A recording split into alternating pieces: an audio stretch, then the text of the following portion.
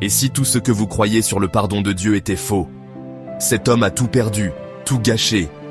Et pourtant, ce que le Père a fait va vous bouleverser. Aujourd'hui, nous décryptons la parabole la plus puissante de Jésus, celle du Fils prodigue. Vous découvrirez le piège qui vous empêche de croire au pardon, même le fils aîné est tombé dedans. La réaction inimaginable du Père qui change tout. Comment appliquer cela dès aujourd'hui dans votre relation avec Dieu? Mais il y a un détail caché dans le texte que 99% des gens manquent, et qui explique pourquoi vous doutez encore de l'amour de Dieu. Restez jusqu'à la fin. Savez-vous pourquoi le Fils pensait devoir mériter son pardon? Comme nous, il croyait le mensonge numéro 1 sur Dieu, que son amour est conditionnel. Mais regardez ce qui se passe quand il rentre. Regardez bien ses mains. Ce sont celles d'un homme qui a touché le fond. Mais quelle est sa plus grande souffrance? Ce n'est pas la faim. C'est le mensonge qu'il se répète. Je dois mériter le pardon de mon Père. Ce mensonge, nous le portons tous. Pendant 10 ans, j'ai fui Dieu. Je pensais devoir réparer ma vie avant de pouvoir revenir. Dans la culture juive, un patriarche ne court jamais. Pourtant, le Père court. Il brise toutes les règles. Voici ce que ça signifie pour vous, aujourd'hui. En Orient, relever sa tunique est égal à la honte ultime. Mais le Père s'en moque. 3 gestes qui changent tout. Nous imaginons Dieu. D'abord, tu prouves ton repentir. On verra si tu mérites. La réalité, ton nom est déjà sur l'invitation. Quand j'ai compris que Dieu m'aimait dans mon échec, tout a changé. Le vrai choc, ce ne sont pas les prostituées qui ont fait le plus mal au Père, mais l'attitude de l'autre fils. Vous faites peut-être la même erreur sans le savoir. Le fils aîné, c'est nous.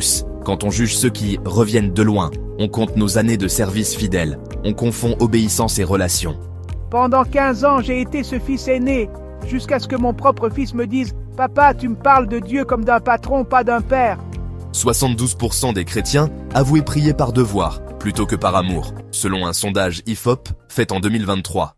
Maintenant que vous voyez le piège, passons à une solution concrète que nous proposons.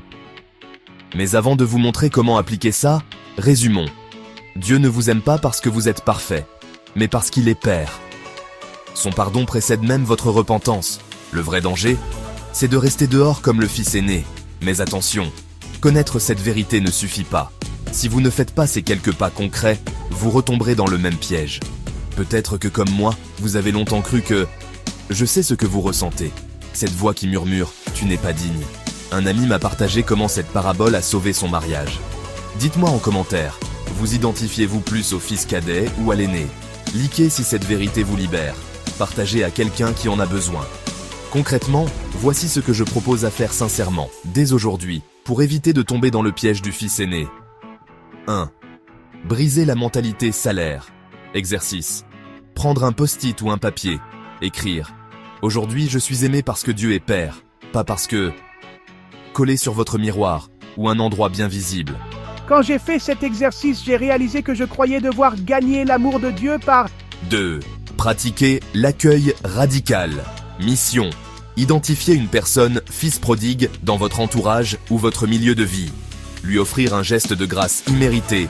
Café, cadeau, parole, appel téléphonique, message bienveillant. Sans aucune référence à son passé. 3. Instaurer un rituel de liberté. Rituel de la robe de fête. Chaque matin, visualisez Dieu, le Père qui vous revêt.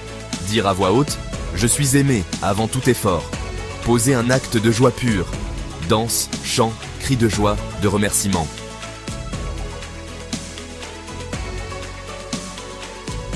4.